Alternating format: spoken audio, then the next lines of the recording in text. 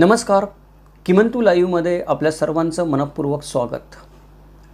आडनावांचा इतिहास कसा शोधावा या आपल्या मालिकेतील आजचा आपला 10वा व्हिडिओ आहे. या व्हिडिओमध्ये आपण जाणून घेणार आहोत आडनावांच्या शोधासाठी नातेवाईकांना विचारावयाचे प्रश्न नेमके कोणते आहेत.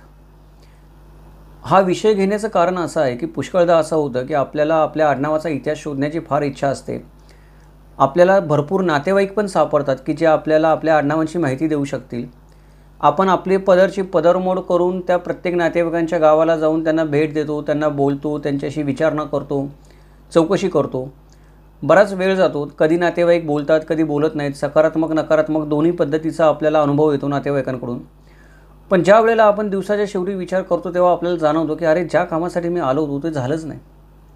म्हणजे एखाद्या माणसाला माहिती द्यायचीच नाही तुम्हाला तर गोष्ट वेगळी आहे, पण ज्याला माहिती द्यायची होती, ज्याला बोलायचं होतं त्याच्याशी पण मी दिवसभर चर्चा केली, पण मला जे पाहिजे होतं ते काही मिळालंच नाही त्याच्याकडून. असं का झालं? त्या माणसाला पण मदत करायची इच्छा होती, मला पण काहीतरी शोधायची इच्छा होती, पण निष्कर्ष काढावं किंवा पुढे मला प्रगतीला माझ्या चालना देईल संशोधनामध्ये अशी काही माहिती माझ्या हातामध्ये लागली नाही. या सगळ्या चर्चेमधून किंवा संवादामधून माझी जी काही भेट होती ती भेट वाया गेली. एवढ्या लांबून मी आलो तेव्हा. हे व्हायचं कारण असं आहे की आपल्याला समोरच्या माणसाला प्रश्न विचारता आले पाहिजेत की ज्या प्रश्नांची त्याने उत्तरं दिली तर आपल्याला योग्य माहिती मिळेल. उदाहरणार्थ मी मागं म्हटलं तसं की आडनावांचा शोध घ्यायचं म्हणजे माणसाच्या अंगामध्ये गुप्तहेराचे गुण असले पाहिजेत की तो माणूस गुप्तहेर असला पाहिजे. कुठला दुवा कुठे मिळेल, कुठला मागोवा कुठे मिळेल, बोलण्यातून कुठला संकेत कुठे मिळेल, कुठला प्रश्न विचारावा हे त्या गुप्तहेरासारखं त्या माणसाला कळलं पाहिजे. त्याचबरोबर आडनावांचा शोध घेण्यासाठी माणूस हा उत्कृष्ट वकील असण्याची गरज आहे किंवा उत्कृष्ट वकिलामध्ये जे गुण असतात ते तुमच्या माझ्यामध्ये असण्याची गरज आहे. जसा एखादा उत्कृष्ट वकील असतो तो समोरच्या माणसाला अशा पद्धतीने खुबीने प्रश्न विचारतो तो की त्याची उत्तरं देता देता त्याला जे पाहिजे तो त्याच्याकडून वदवून घेत असतो. ते प्रश्न आपण कसे विचारतो आणि कोणते विचारतो त्याच्यावर आपल्याला काय उत्तरं मिळणार हे पुष्कळ वेळा अवलंबून असतं. त्याच्यामुळे बहुतेक मित्रांना आपला इथेच समस्या निर्माण होते की जेव्हा ते आडनावांचा इतिहास शोधतात तेव्हा की संवाद कौशल्य सगळ्यांकडे असतंच असं नाही. अभ्यास किंवा गृहपाठ करून बोलण्याची सवय प्रत्येकाला असतेच अशी नाही. तो स्वभावाचा भाग असतो, प्रत्येकाला जमतं असं नाही. आपण आपल्या नेहमीच्या स्वभावानुसार मनमोकळेपणाने बोलत असतो, परंतु त्याच्यामधून ठोस असं काही हाताला लागत नाही. असा माझा अनुभव आहे की बऱ्याच मित्रांचा पण अनुभव आहे. ते बोलतात पण की सर आम्ही जातो, चौकशी करतो, बोलतो, पण काही महत्त्वाचं असं काही कळत नाही समोरच्या माणसाशी किती बोललं तरी पण. तर ही समस्या सोडवण्यासाठी किंवा याच्यावर काहीतरी समाधान निर्माण करण्यासाठी आपण आजचा व्हिडिओ बनवतो आहे की मला माझ्या अनुभवाने काही गोष्टी कळलेल्या आहेत की कोणते प्रश्न आपण समोरच्या व्यक्तीला विचारले तर आपल्याला आपल्या आडनावाबद्दल किंवा आडनावाच्या इतिहासाबद्दल, कुटुंबाच्या इतिहासाबद्दल जास्त माहिती मिळेल. ते काही प्रश्न आहेत, ते प्रश्न मी आपल्या मदतीसाठी या व्हिडिओमध्ये आपल्या सगळ्यांना सांगतो आहे. जर आपल्याला त्यांचा उपयोग करून जर आपल्या आडनावाची माहिती मिळाली तर आनंदच आहे. हे सगळे प्रश्न आपण ऐकावेत, त्याच्यावर थोडा विचार करावा. त्याच्यामध्ये तुम्ही तुमच्या पद्धतीने सुधारणा करू शकता. मी बोलतो त्या माझ्याच भाषेमध्ये बोलायची काही गरज नाही.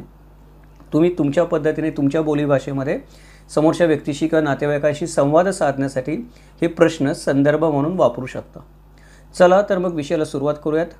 नमस्कार, माझं नाव किमंतू उंबळे सरकार आणि आपण पाहतात किमंतू लाईव्ह यूट्यूब चॅनल. हे जे प्रश्न आहेत या प्रश्नांचे काही मी कॅटेगरी केले आहेत, म्हणजे वर्गीकरण केलेलं आहे. त्या वर्गीकरणाच्या अंतर्गत 1, 2, 3, 4 असे प्रश्न येतात. तर पहिली जी कॅटेगरी आहे ती पहिली कॅटेगरी म्हणजे आडनावाची माहिती. तुम्ही ज्या वेळेला एखाद्या व्यक्तीला किंवा नातेवाईकाला भेटेल आणि त्याच्याकडून तुम्हाला आडनावाची माहिती हवी असेल त्यावेळेला तुम्ही त्या व्यक्तीला 3 मुख्य प्रश्न विचारले पाहिजेत. सगळ्यात पहिली गोष्ट म्हणजे आपल्या कुटुंबाचं आडनाव काय आहे. आता हा प्रश्न विचारायची काही गरज नाही आहे. मी गावाला गेलो आणि मी माझ्या चुलत्याला विचारलं की आपल्या कुटुंबाचं आडनाव काय, तर तो म्हणेल तुला माहीत नाही काय. नाही, मला माहिती आहे माझं आडनाव काय आहे, पण हा प्रश्न विचारण्यामागचं कारण हे आहे की मागं कधी आपल्या आजोबा पंजोबांच्या काळामध्ये आडनावामध्ये बदल झाला होता का, मुख्य आडनाव आपलं हेच आहे का काहीतरी टोपण नाव आहे पडलेलं, याच्याबद्दल तुम्हाला काय माहिती आहे का, हे आपण या प्रश्नामधून विचारत असतो. दुसरा जो प्रश्न आपण विचारतो तो म्हणजे की आपल्या आडनावामागचा मूळ किंवा अर्थ तुम्हाला माहीत आहे काय. म्हणजे माझं जे आडनाव आहे त्याचा मला जो अर्थ कळतो तो कदाचित तो तसाच अर्थ असेल असं नाही. गावाकडे त्याचा अर्थ काहीतरी वेगळा होत असेल, माझ्या नातेवाईकांकडे काहीतरी वेगळा होत असेल, चुलत्यासाठी काहीतरी वेगळा होत असेल, माझी सोयरीक ज्या ठिकाणी झालेली आहे, माझ्या कुटुंबातल्या सोयरीकी पिढ्यानुपिढ्या होत आलेले त्यांच्यासाठी त्याचा अर्थ काहीतरी वेगळा असेल. त्यामुळे प्रत्येक माणसाला आपण हा प्रश्न विचारला पाहिजे की तुमच्यासाठी माझ्या आडनावाचा अर्थ काय होतो. तिसरा जो प्रश्न आहे की कालांतराने आपल्या आडनाव लिहिण्यामध्ये काही बदल किंवा फरक झालेला तुम्हाला माहीत आहे का. बऱ्याचदा काय होतं की आपल्याला माहीतच नसतं की आज मी जे आडनाव लावतो त्याच्या अक्षरांमध्ये काही बदल झालेला आहे, स्पेलिंगमध्ये काही बदल झालेला आहे. माझे पणजोबा आडनाव लावतच नव्हते, आजोबा लावतो तेव्हा काहीतरी वेगळंच होतं, वडील लावायला लागले तेव्हा काहीतरी वेगळंच होतं, माझं नाव शाळेच्या दाखल्यावर चढलं तेव्हा काहीतरी वेगळंच होतं. असं बऱ्याच लोकांच्या बाबतीत झालेलं आढळून येतं की त्यांचं पणजोबांपासून ते त्याच्यापर्यंत आडनाव जुळतच नाही, काहीतरी वेगळंच नाव असतं आणि त्याची जात पण बदललेली असते मधल्या काळामध्ये. ते असे काही बदल आपल्या आडनावामध्ये झालेत का हे आपण नातेवाईकांना विचारलं पाहिजे. पुढचा जो प्रकार आहे त्याच्यामध्ये आपण पूर्वजांबद्दल माहिती घेतो की आपल्याला आपल्या पूर्वजांचं मूळ पाहिजे. तर मला माझ्या पूर्वजांचं मूळ शोधायचं असेल तर मी समोरच्याला कुठले प्रश्न विचारले पाहिजेत. पहिला प्रश्न हा आहे की आपले पूर्वज कुठून आले. तुम्हाला काही माहिती आहे का की आपण या गावामधून कुठून आलो. तुम्ही त्या गावामध्ये बहुसंख्यतेने असाल, तुमची गावामध्ये मेजॉरिटी असेल, तुमची भावकी गावामध्ये प्रमुख असेल, तरी कधीतरी येऊन तुम्ही त्या गावामध्ये बसलेला असणार आहात. ते गावामध्येच तुम्ही जन्माला आलेले नाहीत पूर्वज तुमचे, कधीतरी कोणीतरी ते जंगल सपाट करून ते गाव बसवलेलं असेल. तर पहिला प्रश्न आपण हा विचारला पाहिजे की आपले पूर्वज कुठून आले या गावामध्ये, तुम्हाला माहिती आहे का. दुसरी गोष्ट आहे की आपला जो देश आहे, आपला जो प्रदेश आहे, आपलं जे विशिष्ट शहर आहे त्याच्याबद्दल तुम्ही काही माहिती देऊ शकता का. ही गोष्ट आपण काय केली पाहिजे, विचारली पाहिजे. किंवा आपल्या गावाच्या काही चालीरीती असतील, वैशिष्ट्य असेल, प्रथा परंपरा असतील, त्याच्याबद्दल तुम्हाला काही माहिती आहे का. आपल्या गावाचं वेगळेपण काय आहे, भले ते वेगळेपण सकारात्मक असेल किंवा नकारात्मक असेल. एखाद्या गावाचं वेगळेपण असतं ते चांगल्या कारणासाठी, एखाद्या गावाचं वेगळेपण असतं ते भांडणासाठी असतं, कुलंगड्यांसाठी असतं, तमाशा लावणे, बाकीचे 12 प्रकार चोऱ्यावाऱ्यांसाठी असतं. एखाद्या गावाचं वेगळेपण असतं तीर्थक्षेत्रासाठी असतं, आठवडी बाजारासाठी असतं, हिल स्टेशन म्हणून असतं. असं आपल्या गावाचं काय वेगळेपण आहे हा प्रश्न आपण विचारला पाहिजे. तिसरा प्रश्न आहे, तो तिसरा प्रश्न म्हणजे आपल्या कौटुंबिक इतिहासातील महत्त्वाच्या काही घटना तुम्हाला माहिती आहेत का. म्हणजे एखाद्या कुटुंबामध्ये काहीतरी स्थित्यंतर झालं, मोठा मृत्यू झाला, कुटुंबावर संकट आलं, दुष्काळ आला, धर्म बदलावा लागला, स्थलांतर करावं लागलं काही कारणाने रोजगारासाठी. अशा ज्या महत्त्वपूर्ण घटना ज्या आपल्या कुटुंबामध्ये घडल्या किंवा आपल्या कुटुंबाला मजबुरी म्हणून दुसऱ्या धर्मातलं आडनाव स्वीकारावं लागलं काही कारणाने त्यावेळेला, अशा काही महत्त्वाच्या घटना तुम्हाला माहिती आहेत का किंवा आठवतात का हे आपण विचारलं पाहिजे. चौथा महत्त्वाचा प्रश्न आपण विचारला पाहिजे तो हा आहे की आपले पूर्वज नेमकी कोणती भाषा बोलत होते. आता तुम्हाला वाटेल की याच्यामध्ये विचारण्यासारखं काय, मी मराठी आहे, माझे पूर्वज मराठी आहेत, माझी जात कुठली असू दे, 18 पगड जातीमधली कुठलीही जात असू दे, पण बोलणार मराठीच ना, महाराष्ट्रामध्ये राहतो म्हणून. तसं नाही आहे. काही आपले पूर्वज हे मराठवाडा प्रांतामध्ये तुम्ही गेला तर तेलंगणामधून आलेले आहेत, तुम्ही खाली दक्षिणेकडे गेला तर ते उत्तर कर्नाटकातून आलेले आहेत. त्यांची मूळ भाषा तुळू किंवा जुनी कन्नड भाषा ज्याला म्हणतात, जुनी कन्नड प्राकृत भाषा म्हणतात, जी समजायला थोडी अवघड आहे, सहजासहजी समजत नाही कागदपत्रांमध्ये, ती मूळ भाषा असू शकते. तेलंगणातून आलेल्या लोकांची मूळ भाषा असते ती तेलुगू असू शकते. जे लोक मध्य प्रदेशच्या जवळच्या बॉर्डरवर राहतात त्या बाजूला त्यांची जी भाषा असते ती मध्य प्रदेशमधली माळव्यातली भाषा असू शकते. जे लोक नागपूर विदर्भ प्रांतामध्ये राहतात त्यांचा आदिवासी समाजाशी संबंध येऊ शकतो, गौड भाषेतले शब्द त्याच्यामध्ये जास्त असू शकतात. पश्चिम महाराष्ट्रामध्ये तुम्ही आला तर अगदी नाशिकपासून खाली गडहिंग्लजपर्यंत तुम्ही गेले तर दर 15 किलोमीटरला भाषा बदलते, तिचा टोन बदलतो, लहेजा बदलतो. कोकणी, मालवणी, नाशिक, पुणेरी, सातारी, कोल्हापुरी वेगळ्या वेगळ्या भाषा आहेत स्वतःमध्येच. तर नेमकी कुठली भाषा आपले पूर्वज बोलत होते ती भाषा जर कळली, त्या भाषेचा टोन कळला, हेल कळला बोलण्याचा, तर त्याच्यावरून पण बरीच माहिती आपल्याला मिळू शकते. त्यानंतर पाचवा प्रश्न आहे तो म्हणजे आपले पूर्वज जे असतात ते आपले पूर्वज कुठल्या एखाद्या समुदायाचे, सामाजिक गटाचे किंवा पंथाचे अनुयायी होते का.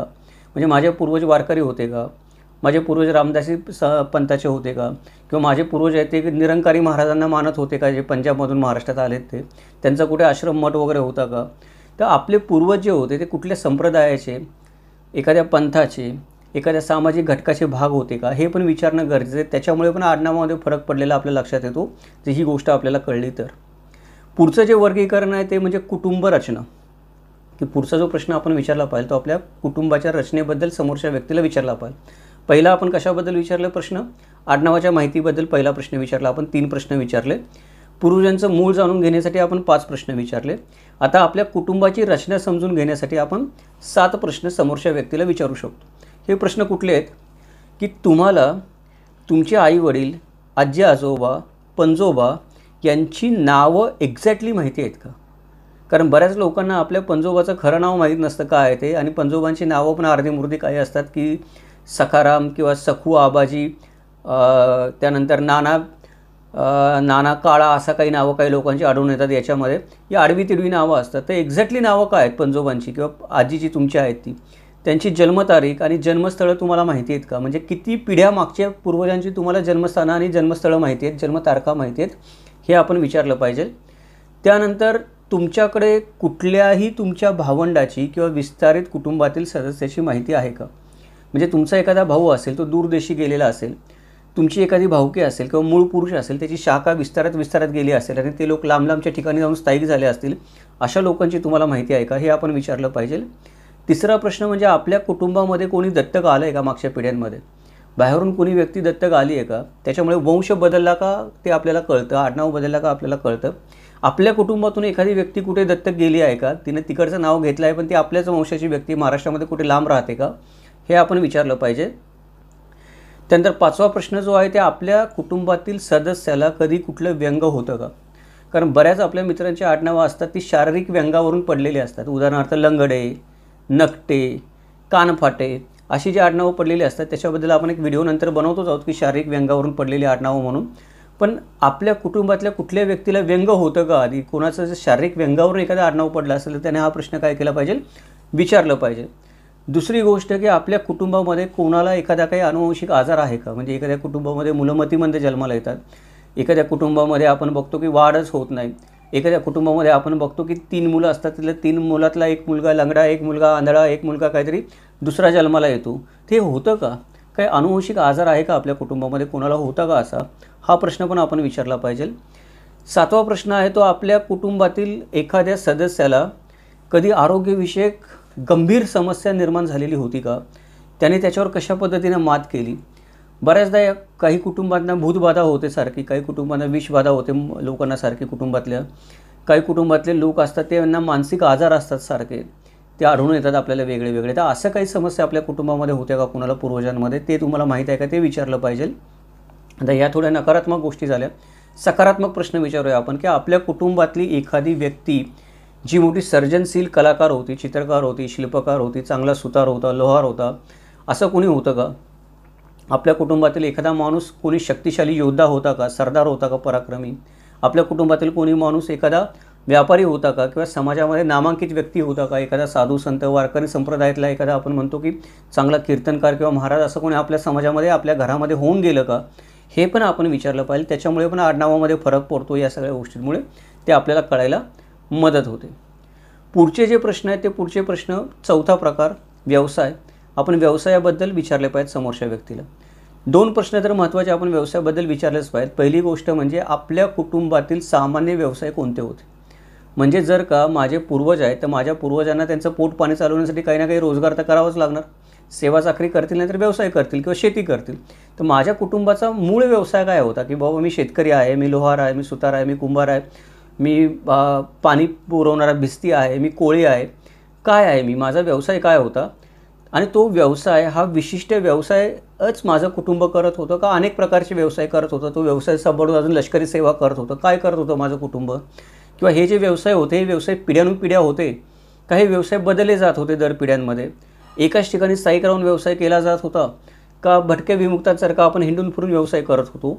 या सगळ्या गोष्टी आपण विचारल्या पाहिजेत. दुसरा जो प्रश्न आहे तो दुसरा प्रश्न विचारला पाहिजे की आपल्या कुटुंबातील एखादा माणूस एखाद्या व्यवसायामध्ये त्याने काहीतरी उल्लेखनीय कामगिरी केली म्हणून त्या योगदानासाठी प्रसिद्ध होता का? की एखादा माणूस असेल ज्याने चांगला गड किल्ला बांधला, ते उल्लेखनीय कामगिरी केली. आता हिरोजी इंदलकर आहेत, त्यांनी रायगड किल्ला बांधला, उल्लेखनीय कामगिरी केली. सिंधुदुर्ग किल्ला बांधला, उल्लेखनीय कामगिरी केली हिरोजी इंदलकरांनी. असा एखादा मनुष्य जो असेल ज्याने त्याच्या व्यवसायामध्ये काही उल्लेखनीय कामगिरी करून इतिहासामध्ये नावारूपाला आला होता का? त्याची पण आपण चौकशी केली पाहिजे. पाचवा जो प्रकार आहे प्रश्नांचा तो प्रकार म्हणजे विवाह आणि नातेसंबंध. ती महत्त्वाची गोष्ट आहे की सोयरिकी फार महत्त्वाच्या असतात. कारण सोयरिकी नेहमी बरोबरच्या घराण्यांमध्ये होतात. सोयरिकी नेहमी घराण्यांचा इतिहास तपासून होतात. जुन्या काळामध्ये तर होत असतात त्या की घराण्यांचा इतिहास तपासला जात असे, आडनावं तपासली जात असे, माणसं तपासली जात असत, काय खरं खोटं केलं जात असे. नंतर लग्नचिठ्ठी लिहिण्यासाठी दोन्ही घरातली प्रतिष्ठित माणसं बसत असतात, गावातली माणसं बसत असतात, कुलगुरू बसत असतात दोन्ही घराण्यांचे. त्याच्यामध्ये ती सगळी यादी करून त्या गोष्टी लिहिल्या जात असतात, या घराण्याचा इतिहास असा वगैरे वगैरे. त्यामुळे विवाह संबंधामध्ये त्या घराण्यांचा इतिहास लिहिला जात असे लग्नचिठ्ठीच्या माध्यमातून संक्षिप्तमध्ये, जेव्हा ते सोयरीक होत असे त्यावेळेला. त्यामुळे विवाह आणि नातेसंबंध हे फार महत्त्वाचे आहेत आडनावांच्या किंवा कुटुंबाच्या शोधासाठी. त्यासाठी आपण विचारलं पाहिजे की आपल्या कुटुंबातील जेवढे म्हणून विवाह झालेले आहेत मागच्या काळामध्ये, त्याचा काही तपशील तुम्ही देऊ शकता का? की काही महत्त्वाचे विवाह असतील, नामांकित व्यक्तींचे विवाह असतील, नामांकित घराण्यामध्ये आपण सोयरीक केलेली असेल, त्याची काही कागदपत्र आपल्याकडे असतील, लग्नचिठ्ठी असेल, आमंत्रण पत्रिका असेल, कुंकुमपत्र असेल एखादं दिलेलं, असं काही आपल्याकडे अस्तित्वामध्ये आहे का? त्यानंतर ही विवाह जिथं झाली त्या विवाहांच्या तारखा, ठिकाणं कुठं झाली, कुठल्या मंदिरामध्ये झाली, कुठल्या तीर्थस्थळी झाली, का गावासमोरच मंडप टाकून झाली घरासमोर, का कोणत्या महत्त्वाच्या व्यक्तीने त्यावेळेला हजेरी लावली होती विवाहाला. त्यानंतर जे जोडीदार होते विवाहामध्ये, की आपल्या घरातला एक माणूस होता, समोरच्या घरातला एक माणूस होता, तर जोडीदार जो होता समोरच्या घरातला त्याची नावं काय, त्याच्या आईवडिलांची, नातेवाईकांची नावं काय, अशी सोयरीकी संदर्भामध्ये आपण काही माहिती देऊ शकता का? तिसरा प्रश्न आहे, तो तिसरा प्रश्न म्हणजे आपल्या कुटुंबामध्ये आंतरविवाह होत होते का? म्हणजे आंतरजातीय विवाह, आंतरधार्मिक विवाह होत होते का? बऱ्याच कुटुंबामध्ये भावंडांमध्ये पण विवाह करण्याची प्रथा आढळून येते आपल्याला. असं काही आपल्या कुटुंबामध्ये होतं का? कशा प्रकारचे विवाह होत होते? चौथा जो प्रश्न आहे तो म्हणजे कुटुंबामध्ये कधीही आंतरजातीय किंवा आंतरधर्मीय विवाह झालेत का? झाले असतील तर त्याला कुटुंबाची मान्यता आहे का? समाजाची मान्यता आहे का? का वाद झाले होते, माणसं दुरावली होती, भांडणं झाली होती, मारामाऱ्या झाल्या होत्या, दंगली उसळल्या होत्या, ते जे आंतरजातीय आंतरविवाह झालेले लोक नंतर कुठं गेले राहायला? आपल्या घराण्यातले तिथेच राहत होते, बाहेर गेले, परागंदा झाले, मारले गेले, दुसरीकडे जाऊन स्थायिक झाले, त्यांनी गावं वसवली मोठी, तिथे मोठी त्यांची दुसरा एक वंश चालू झाला आपल्याच घराण्यातला. असं काही झालं आहे का? याच्याबद्दल पण आपण चौकशी केली पाहिजे. पाचवा जो प्रश्न आहे तो पाचवा प्रश्न म्हणजे लग्न म्हणलं की आपण लग्नाच्या अनेक चित्रकथा असतात. लग्न म्हणलं की लग्न कधीच सरळ होत नाही. तर लग्नामध्ये 12 भानगडी, 12 लोकांचे हेवे दावे, रुसणे फुगवे, चांगल्या गोष्टी वाईट गोष्टी होतच असतात. ते या कथा किस्स्यांमध्ये पण लग्नांच्या आपल्याला पुष्कळ माहिती मिळू शकते. तर एखादा विवाह झालेला असतो त्याचे कथा किस्से तुम्हाला माहिती आहेत का? की मनोरंजन म्हणतो आपण, की आठवणीत सगळतो आपण, का रे असं काय भानगड झाली, त्याच्यामध्ये असा प्रकार झाला आणि लग्नामध्ये मजा आली.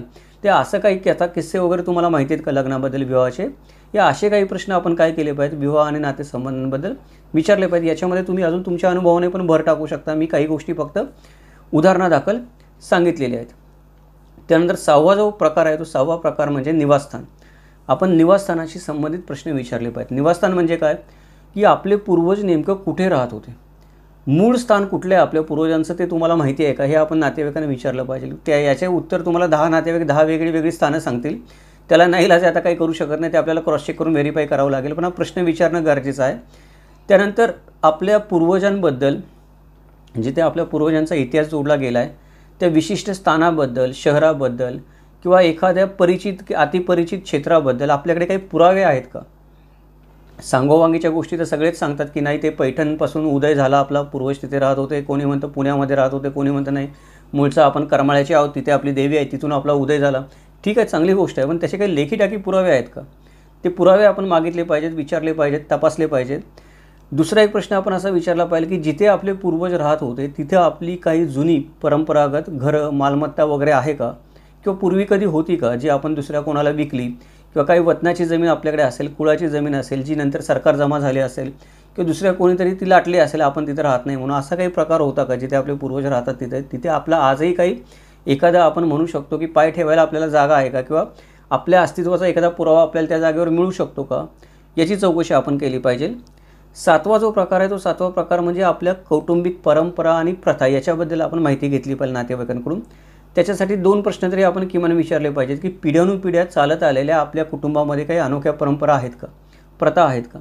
म्हणजे काही कुटुंबामध्ये दसरा वेगळ्या पद्धतीने साजरा केला जातो, काही प्रसंग कुटुंबांमध्ये होळी वेगळ्या प्रकारे साजरी केली जाते, काही कुटुंबांमध्ये यात्रा जत्रेला विशेष मान असतो, मानाचं स्थान असतं कुटुंबांना, किंवा एखादा हक्क असतो त्याला की हा पहिला होळीचा नैवेद्य या माणसाच्या हस्ते होणार, अशा प्रकारचे काही मान असतात. या प्रथा परंपरा आपल्या कुटुंबामध्ये काही आहेत का?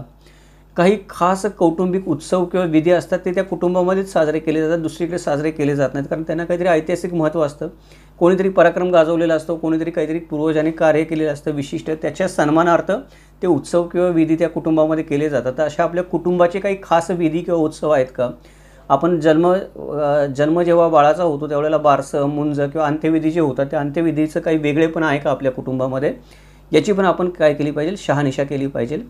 8वा जो प्रश्नांचा प्रकार आहे तो 8वा प्रश्नांचा प्रकार म्हणजे लष्करी सेवा.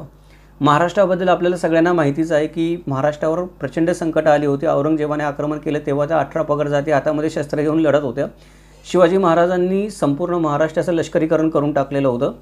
असं घर नव्हतं की जिथे कोणाला तलवार चालवता येत नव्हती. त्याच्यामुळे आपल्या कुटुंबातील कोणत्याही सदस्याने कधी सैन्यात सेवा केली होती का? शिवकाळामध्ये, पेशवे काळामध्ये आणि नंतर इंग्रजांच्या काळामध्ये पण केली असली तर ती कोणत्या शाखेमध्ये केली होती, कोणत्या युनिटमध्ये केली होती, त्याच्या सेवेबद्दल आपल्याला काही माहिती आहे का? कोणती पद होती, कोणता रँक होता, पगार किती मिळत होता, कोणत्या कालावधीमध्ये ती व्यक्ती होती, युद्ध करताना त्या व्यक्तीने काही पदक मिळवलेलं होतं, शहीद झालेली होती, त्याच्याबद्दल काही पेन्शन मिळत होती, याची काही माहिती आपल्याकडे आहे का? ते आपण विचारलं पाहिजे. त्यानंतर एखाद्या पूर्वज आपला असेल तर त्या पूर्वजांनी काही लष्करी सेवा केली असेल त्याच्याशी संबंधित एखादी संस्मरणीय वस्तू आपल्याकडे आहे का? म्हणजे त्याचं एखादं पदक असेल, गणवेश असेल, एखादं विजय शस्त्र असेल त्या व्यक्तीचं, किंवा एखादं चिन्ह ती व्यक्ती स्वतःजवळ बाळगत असेल, ध्वज असेल एखादा त्या व्यक्तीचा घराण्याचा, अशा काही वस्तू आपल्याकडे लष्करी सेवेच्या आपल्या पुरावा देणाऱ्या संस्मरणीय वस्तू आपल्याकडे आहेत का? हे आपण नातेवाईकांना विचारलं पाहिजे. पुढचं जे प्रश्नांचा प्रकार आहे तो म्हणजे धार्मिक संबंध. तर आपल्या कुटुंबाचे जे धार्मिक संबंध आहेत त्याच्याबद्दल आपण 4-5 प्रश्न आहेत ते नातेवाईकांना विचारले पाहिजेत. ते प्रश्न म्हणजे आपले कुटुंब आहे ते कुठल्या धार्मिक श्रद्धांचं पालन करतं, म्हणजे आपलं कुटुंब आहे ते कोणत्या धर्माला मानतं, कोणत्या दैवताला मानतं, कोणत्या पंथाला मानतं, कोणत्या गुरुला मानतं, या गोष्टीची माहिती आपण नातेवाईकांकडून घेतली पाहिजे. त्याचबरोबर आपल्या कुटुंबामध्ये कोणते धार्मिक संबंध होते, म्हणजे कुठल्या धर्माशी आपल्या कुटुंबाचे संबंध होते, दुसऱ्या धर्माशी संबंध होते का, दुसऱ्या धर्मातल्या काही चालीरीती होत्या का, आपण जे आपले कुळाचार करत होतो ते कुळाचार आपल्याला कोण सांगत होतं, कोणते कुलगुरू होते, आपला कुळमंत्र कुठला होता, या गोष्टी आपण काय केल्या पाहिजेत, नातेवाईकांना विचारल्या पाहिजेत. त्यानंतर आपल्या कुटुंबाची जात कोणती आहे, उपजात कोणती आहे, पोटजात कोणती आहे, हे आपण विचारलं पाहिजे. आपल्या समाजाला जातीपातीचा शाप लागलेला आहे, जाती व्यवस्थेचा शाप आहे. त्यामुळे धर्म आणि धर्मामध्ये अनेक जातींमध्ये विभागलेला समाज. आपल्याला असं वाटतं की भटके, विमुक्त आणि मागासवर्गीयांमध्ये जाती नाहीत, मागासवर्गीयच एक जात आहे, त्यांना दाबलं जातं. तर मागासवर्गीय समाजामध्ये पण तुम्ही बघितले तर 4-4, 10-10, 12-12 उपजातीने पोटजाती असतात, त्याच्यामध्ये पण रोटीबेटी व्यवहार होत नाहीत. त्यामुळे नेमकी आपली जात कुठली, उपजात कुठली, जरी आपण मागासवर्गीय असलो तरी पण आपली उपजात कुठली, पोटजात कुठली, आपण कुठल्या याच्यामधून आहोत ते आपल्याला कळलं पाहिजे. याच्याबद्दल काही माहिती असेल तर आपण नातेवाईकांना विचारू शकतो. त्यानंतर चौथा प्रश्न म्हणजे आपल्या कुटुंबामध्ये काही उल्लेखनीय धार्मिक कार्यक्रम होतात का, जे फक्त आपल्या कुटुंबामध्येच होतात. म्हणजे एखाद्या ठिकाणी आपण म्हणतो की पारायण घातलं जातं तर त्या कुटुंबातर्फेच घातलं जातं, दुसरं कोणी गावामध्ये पारायण घालत नाही. उदाहरणार्थ बोललो, आपल्या कुटुंबामध्ये कोणी एखादी व्यक्ती आहे का जी धार्मिक व्यक्ती आहे की तिला बघतो आपण की एखाद्या घरामध्ये कोणाला तरी बुवा म्हणलं जातं, अमुक एक व्यक्ती बुवा आहे, मोठी व्यक्ती आहे, किंवा आपण धार्मिक व्यक्ती म्हणतो की सोज्वळ व्यक्ती आहे, सात्विक व्यक्ती आहे, बाकी गावाच्या हेवेदाव्यामध्ये पडत नाही, त्या व्यक्तीबद्दल मान असो गावामध्ये सगळ्यांना. भले बाकीचे काही हेवेदावे एकमेकांचे असतील नातेवाईकांचे किंवा घराण्यांचे, कुटुंबाचे, पण त्या व्यक्तीबद्दल कोणी शक्यतो मनामध्ये काही आकर्ष ठेवत नाही. तर अशी कुठली एखादी व्यक्ती होऊन गेली आहे का आपल्या घराण्यामध्ये धार्मिकदृष्ट्या, हे विचारलं पाहिजे. तसंच आपल्या घराण्यामध्ये कधी इतिहासामध्ये आपल्या घराण्याच्या धर्मांतराच्या कधी काही घटना घडल्यात का, किंवा धर्मांतर करण्याची वेळ आपल्यावर कधी आली का, किंवा एका जातीतून दुसऱ्या जातीची आपण सोयरीक संबंध केली त्याच्याबद्दल कधी कुणी आपल्यावर बहिष्कार टाकला होता, रोटीबेटीला आपल्याला समस्या निर्माण झाली, आपल्याला त्याच्याविरुद्ध आंदोलन करावं लागलं, आपल्या हक्कासाठी सरकारकडे दाद मागावी लागली वगैरे, अशा काही गोष्टी आपल्या कुटुंबाच्या संदर्भात कधी झाल्यात का, असे एक 4-5 प्रश्न आपण धार्मिक संबंधाच्या अनुषंगाने विचारले पाहिजेत. अजून काही असतील तुम्ही भर घाला, किंवा एखादा प्रश्न राहिला असेल तर खाली कमेंटमध्ये मला तुम्ही कळवा की हा प्रश्न पण याच्यामध्ये विचारला पाहिजे. 10वा जो प्रकार आहे तो 10वा प्रकार म्हणजे आपल्या कुटुंबाबद्दल असणारे कौटुंबिक कथा किंवा किस्से आपण नातेवाईकांकडून माहीत करून घेतले पाहिजे. आता कौटुंबिक कथा किंवा किस्से म्हणजे काय आहे, तर उदाहरणार्थ बऱ्याच कुटुंबांबद्दल काही ना काहीतरी प्रथा परंपरा असतात, त्यांचे स्वतःचे किस्से असतात, नातेवाईकांनी रंगवलेले असतात. कोणी वाघ मारलेला असतो, कोणी डुक्कर मारलेला असतं, कोणी चोर पकडलेला असतो, कोणी एकाच भाल्याने हत्ती मारलेला असतो, कोणी त्या हत्तीची सोंड कापून राजाचं रक्षण केलेलं असतं. काही असू शकतं. कुणाच्या घरामध्ये हरळ दिसत असते, कुणाला नेहमी भूत झपाटत असतं त्याच्या चिंचेला लागलेलं, कुणाची विहीर असते त्या विहिरीमध्ये खवीस असतो. तुम्ही जेवढं जाल तेवढे कथा किस्से त्या कुटुंबाशी जोडलेले असतात. अशा संस्मरणीय कथा किंवा किस्से काही माहीत असतील तर ते आपण जाणून घेतले पाहिजेत. त्यानंतर आपल्या इतिहासाचा, कुटुंबाच्या इतिहासाचा भाग असलेल्या काही कौटुंबिक दंतकथा किंवा मिथकं आहेत का, म्हणजे आपल्या कुटुंबापैकी कोणी लष्करी सेवेमध्ये असेल, कोणी राजकीय सेवेमध्ये असेल, कोणी सामाजिक कार्य करत असेल, कोणी व्यापार करत असेल, तर त्या कुटुंबातल्या त्या व्यक्तीने बऱ्याच काही गोष्टी केल्या अशा त्याच्याबद्दल दंतकथा रंगवून सांगायची सवय असते. आपल्याकडे लोकांना सवय असते हातभर केलं तर सुंबर सांगायचं, अशी जुन्या काळात लोकांना सवय होते, कारण दुसरं काही मनोरंजनाचं साधन नसतं. चावडीवर बसल्यानंतर जो गप्पांची मैफिल रंगवेल किंवा जो चांगला फड मारेल, चांगलं लांबलचक रंगवून लोकांना गोष्टी सांगेल, त्याला त्या काळामध्ये मोठा मान असायचा, कारण टी व्ही नव्हते, आत्तासारखं इंटरनेट नव्हतं. लोक या गोष्टी करत असत, त्या गोष्टी करण्यासाठी जाणून बुजून दंतकथा रचत असत, काही मिथकं रचत असत, काहीतरी गूढ निर्माण करण्यासाठी कुटुंबाबद्दल. अशी काही मिथकं आपल्याबद्दल आहेत का? पुढचा प्रश्न म्हणजे प्रत्येक कुटुंबाचं काही ना काहीतरी एखादं वैशिष्ट्य असतं, एखादं गुपित किंवा रहस्य असतं. तर आपल्या कुटुंबाचं असं काही वैशिष्ट्य आहे का की आपलं कुटुंब अमुक एक देवीला मानणार आहे, आपल्याला कोणीतरी वरदान दिलेलं आहे, आपल्यावर कुठला तरी शाप आहे, अजून काही दुसरं रहस्य आहे का? आपल्या घरामध्येच तो भूत सापडतं, आपल्या घरामध्येच नाग निघतो नेहमी, आपल्या घरामध्येच ते सारखं मागून मुंग्यांची वारळं उभी राहतात, कळत नाही कुठनं येतात ती.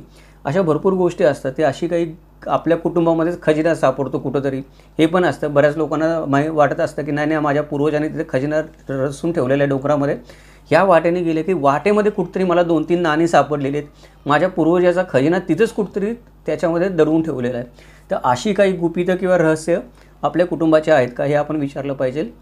त्याचबरोबर आपल्या कुटुंबाच्या इतिहासामध्ये आणि देशाच्या प्रदेशाच्या इतिहासामध्ये एखादा असा आव्हानात्मक क्षण आला होता का, एखादा असा निर्णायक क्षण आला होता की ज्याच्यामुळे आपल्या कुटुंबाचं भविष्य पणाला लागलं होतं आणि देशाचं पण भविष्य पणाला लागलं होतं. आपल्या कुटुंबातल्या माणसाने काय निर्णय घेतला त्याच्यावर त्या देशाचं भवितव्य ठरत होतं. उदाहरणार्थ, प्रतापगडच्या युद्धाच्या वेळेला कान्होजी जेधेंनी छत्रपती शिवाजी महाराजांसाठी वतनावर पाणी सोडलं, हा त्यांच्या कुटुंबातला पण निर्णायक क्षण झाला आणि महाराष्ट्राच्या इतिहासातला पण निर्णायक क्षण झाला. कारण कान्होजी जेधेंनी उघडपणे शिवाजी महाराजांची बाजू घेतल्यानंतर बाकीच्या मावळातले देशमुख महाराजांच्या बाजूने आले आणि महाराष्ट्राच्या इतिहासाला कलाटणी मिळाली. तर अशी एखादी कौटुंबिक घटना किंवा निर्णायक क्षण जो देशाच्या इतिहासात निर्णायक होता, जो माझ्या कुटुंबाशी जोडलेला होता, माझं कुटुंब काय निर्णय घेतं त्याच्यावर देशाचं भवितव्य ठरत होतं, अशी एखादी घटना आपल्या इतिहासामध्ये घडून गेली का, हे पण आपण आपल्या नातेवाईकांना विचारलं पाहिजे. 11वा जो प्रश्न विचारायचा प्रकार आहे तो म्हणजे कागदपत्रांची छाननी करणं. की बऱ्याच लोकांकडे मी मगाशी म्हटलं की देश असावा, वेश त्याचा बावळा असतो पण त्याच्या अंगी नाना कळा असतात. तसा एखादा माणूस असतो, बावळट दिसत असतो, त्याला बोलता येत नाही आणि त्याला प्रश्न विचारले तर उत्तरं पण देता येत नाहीत, पण त्याच्याकडे कागदपत्रांचा मोठा खजिना असू शकतो. त्याला पण कळत नाही, लिहिता वाचता येत नाही, काय तरी माझ्या आजापंजेचं आहे कुठेतरी ठेवलेलं आहे ट्रंकेमध्ये, मी तरी काय करू त्याचं, म्हणून पाडून ठेवले वरती ट्रंकेमध्ये. त्याच्याशी जाऊन जर तुम्ही व्यवस्थित कम्युनिकेट करू शकलं, संवाद साधू शकलं, तर त्याच्याकडून तुम्हाला बरीच जुनी छायाचित्र, पत्र, कागदपत्र, डायऱ्या मिळू शकतात. एखादा कागदाचा चिटोरा जरी भेटला का नाही, विका राजवाडेंनी म्हटले की आपल्या महाराष्ट्रामध्ये आपलं दुर्दैव असं आहे की कित्येक लोकांनी महत्त्वाची ऐतिहासिक कागदपत्र अक्षरशः चुलीमध्ये पाणी उकळण्यासाठी जाळली. काय करायचं यांचं, तेव्हा ढीग लागला आहे घरामध्ये, काय उपयोग पण नाही, कळत पण नाही काय लिहिलं आहे ते, उपयोग काय. म्हणून लोक काय करायची, जाळायची अक्षरशः कागदपत्र, ती लाकडं जाळायची. तशी अशी भरपूर कागदपत्र जाळून टाकली. तरी पण काही कागदपत्रावर शिल्लक राहिली असतील कुठे आपल्या घराण्यामध्ये, तर आपण सतत विचारणा केली पाहिजे, चौकशी केली पाहिजे. आपण चौकस असलं पाहिजे की कुठल्या माणसाकडे काय मला मिळू शकेल, त्याच्या पद्धतीने आपण चौकशी केली पाहिजे. त्याबरोबर बऱ्याचदा काय होतं की अनेक कागदपत्रं असतात ती कौटुंबिक छायाचित्रांच्या माध्यमांमधून असतात. की कुठं नाही कुठंतरी आपण बघतो की भित्तिचित्र असतं एखाद्या देवळामध्ये, एखाद्या दगडामध्ये एखादं शिल्प असतं का बांधलेलं, कोणाची तरी विरगळ असते. ही विरगळ कोणाची आहे, माझ्या घरातल्या माणसाची तर नाही. ही गुहा जी आहे ती गुहा माझ्या जमिनीच्या मालकीच्या, माझ्या पूर्वजांच्या मालकीमध्ये तर ही गुहा येत नाही, गुहेमध्ये काही चित्र सापडले ते. अशा पद्धतीचे आपण शोध घेतले पाहिजेत आणि त्याच्याबद्दलची माहिती गोळा केली पाहिजे, लोकांना प्रश्न विचारून. शेवटचा प्रकार जो प्रश्नाचा आहे तो महत्त्वाचा आपल्या सगळ्यांच्या जिव्हाळ्याचा आहे, तो म्हणजे जमिनीचे व्यवहार. तर आपल्या कुटुंबातील कोणाला कधी इनाम म्हणून जमीन मिळाली होती का, कधी काही वतन मिळालं होतं का, ते कुठं होतं का, आहे का, असेल तर आज त्याची परिस्थिती काय आहे, आज त्याचं स्टेटस काय आहे, ते कुणी घेतलं आहे, सरकार जमा झाले, अजून माझ्या नावाने कोर्ट कचेरी चालली, काय प्रकार आहे, त्याच्याबद्दल आपण माहिती घेतली पाहिजे. आपल्या कुटुंबाकडची जमीन आहे ती मिराशी आहे का कुळ आहे. मिराशी म्हणजे आपण जमिनीचे मालक आहोत, आपल्याला बादशाने सनद दिली म्हणून का आपण कुळ म्हणून काम करत होतो, उपरे म्हणून कोणाचे, ती जमीन नंतर आपल्याकडे लागू झाली, हा प्रश्न विचारला पाहिजे. आपल्या कुटुंबाच्या जमिनीचे जे उताराने फेरफार आहेत ते अधिकृत आहेत का. अधिकृत म्हणजे त्याच्यामध्ये नावांमध्ये कधी सूक्ष्म बदल असतात, अजून काहीतरी गडबडे असतात, तारखा चुकलेल्या असतात, कुठे कधी ते जमिनीचं जे आकारमान दिलेलं असतं त्याच्यामध्ये काही फरक पडलेला असतो. या सगळ्या गोष्टी तर नाही आहेत, त्याच्यामध्ये काही घोळ वगैरे नाही आहेत ना, त्या अधिकृत आहेत का सगळ्या गोष्टी, याची आपण चौकशी केली पाहिजे.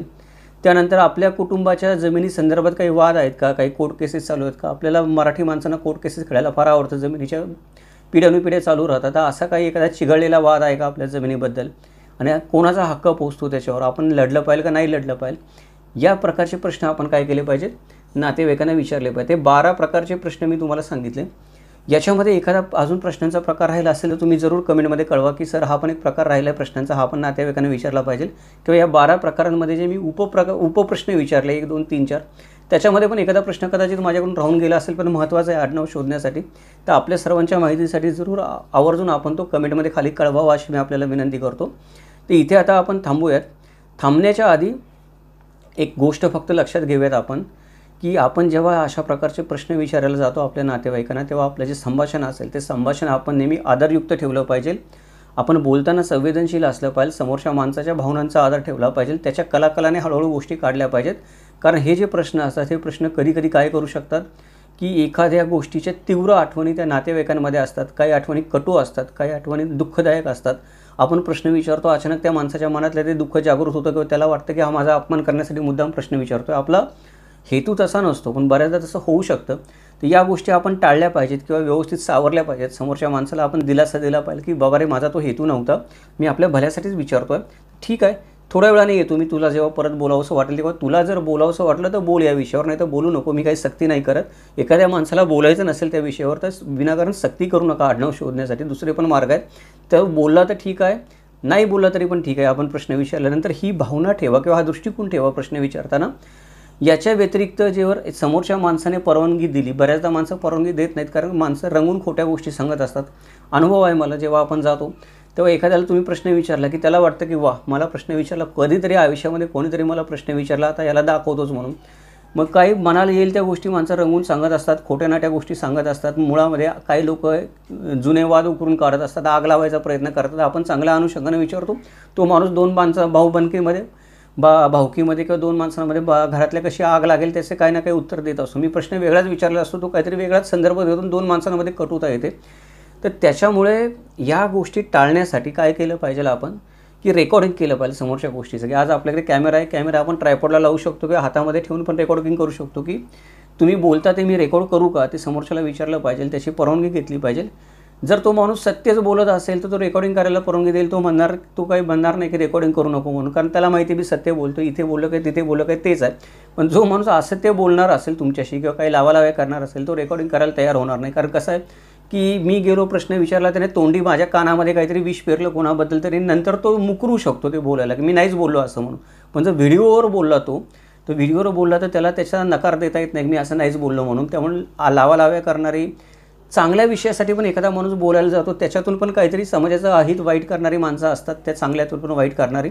तर या माणसांपासून सावध राहण्यासाठी नेहमी रेकॉर्डिंग करायची तयारी ठेवा.